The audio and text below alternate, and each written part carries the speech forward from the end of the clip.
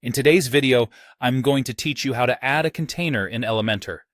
This tutorial will guide you through the process of using Elementor's container widget, a versatile tool that enhances the layout capabilities of your WordPress pages. Let's dive right in. To start, ensure you have the Elementor plugin installed and that you're in the edit mode of the page where you'd like to add the container. Once you're ready, take a look at the Elementor panel on the left side of your screen. This panel contains a range of widgets and features that allow you to customize your website. Here, your primary focus will be on the container widget. Now, locate the container widget within the panel. You can easily find it by typing "container" in the search bar at the top.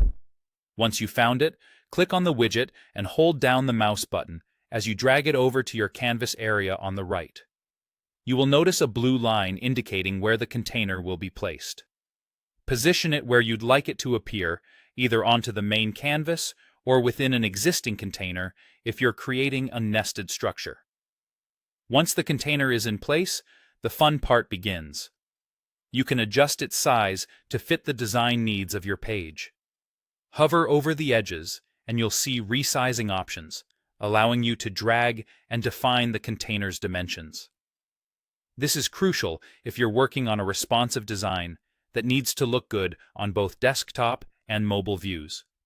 Inside the container, you have the freedom to add other widgets. This is where you can get creative and layer different elements, such as text, images, or buttons. Simply drag any additional widgets from the panel and drop them inside the container. This nested structure provides greater control over how your content is arranged and displayed. While customizing, one key aspect to consider is the container's styling options. By selecting the container, you can adjust its margins, padding, background color, and more.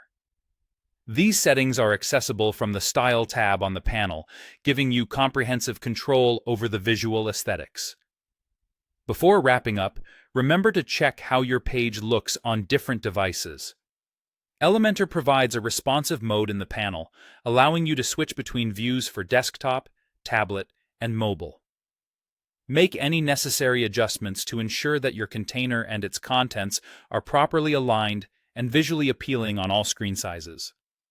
By following these steps, you'll be able to effectively utilize the container widget in Elementor, enhancing your page layouts and delivering a structured and professional look to your website. Thanks for tuning into today's tutorial. If you found this walkthrough helpful, be sure to hit the like button and subscribe for more Elementor tips and tricks in future videos.